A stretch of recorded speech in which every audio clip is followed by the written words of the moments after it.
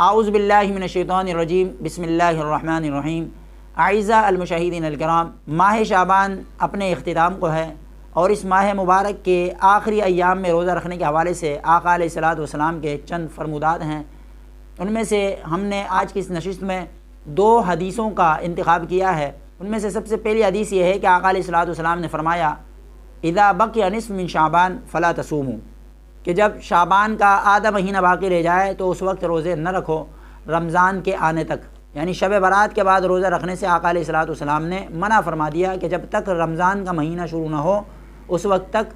شب برات کے بعد روزہ نہ رکھیں۔ جبکہ دوسری حدیث آقا علیہ الصلوۃ والسلام کی سیدنا ابو ہریرہ رضی اللہ تعالیٰ عنہ سے ہی مروی ہے۔ آپ فرماتے ہیں کہ لا تقدموا صیام رمضان بیوم ولا یومین الا رجل کان یصومه صوما فیصوموا، کہ آقا علیہ الصلوۃ والسلام نے رمضان شروع ہونے سے پہلے 1-2 روز قبل روزہ رکھنے سے منع فرما دیا ہے۔ اب ان دونوں حدیثوں میں سے پہلی میں اس چیز کا منع کر دیا کہ شب برات کے بعد روزہ نہیں رکھ سکتے، اور دوسری حدیث میں یہ ہے کہ نصف شعبان کے بعد روزہ رکھ تو سکتے ہیں، لیکن آخری کے جو 2 دن ہیں شعبان کے 28، 29 یا 29 اور 30،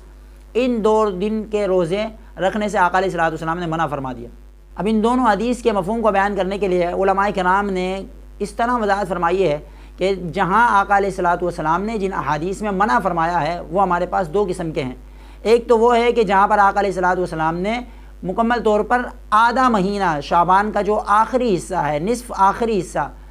اس میں روزہ رکھنے سے منع فرمایا ہے، اور اس کی وجہ یہ ہے کہ وہ شخص، وہ حضرات، وہ احباب جن کے جسم میں کمزوری لاحق ہو سکتی ہے، جو روزے مسلسل رکھنے کے بعد جسم میں کمزوری محسوس کر سکتے ہیں، تو وہ ان کے لیے منع ہے کہ کہیں ایسا نہ ہو کہ اگر وہ شعبان کے مہینے میں آخری حصے کے اندر روزہ رکھ کر ان میں وہ کمزوری پیدا ہو جائے، اور پھر اس کے بعد جو فرض ہے رمضان کا مہینہ، اس میں روزہ رکھنا فرض ہے اور شعبان کے مہینے میں روزہ رکھنا یہ نفل ہے،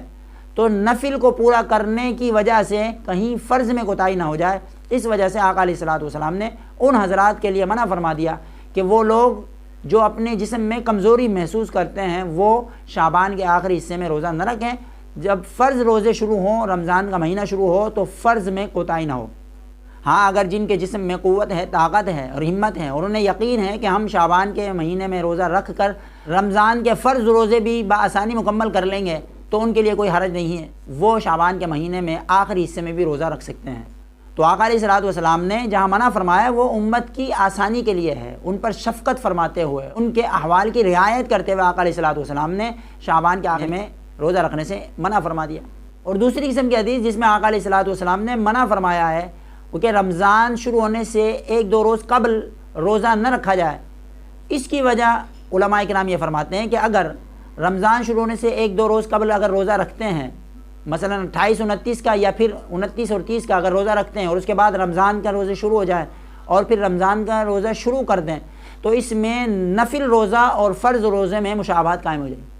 اور پھر فرض روزے میں اضافے کا شبہ پیدا ہو سکتا ہے۔ تو اس شبے کو ختم کرنے کے لیے آقا علیہ الصلوۃ والسلام نے 28، 29 یا 29 اور 30 یعنی رمضان شروع ہونے سے 1-2 روز قبل روزہ رکھنے سے منع اس لیے فرما دیا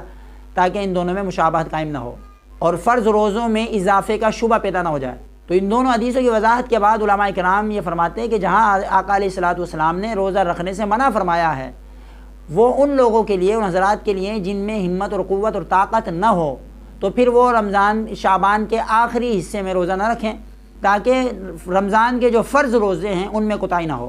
اور اگر ہمت اور طاقت اور قوت ہے اور یقین ہے کہ یہ روزے رکھ کر فرض روزے بھی بآسانی رکھ لوں گا، تو پھر شعبان کے آخری حصے میں بھی روزے رکھنے میں کوئی قباحت اور کوئی ممانعت آقا علیہ الصلوۃ والسلام نے نہیں فرمائی۔ تو اللہ تبارک و تعالیٰ سے دعا ہے کہ اللہ تبارک و تعالیٰ یہ شعبان کا مہینہ ہمارے لیے برکتوں والا بنائے اور ہمیں خیر و عافیت کے ساتھ رمضان کا مہینہ نصیب فرمائے۔ وما علینا الا البلاغ المبین۔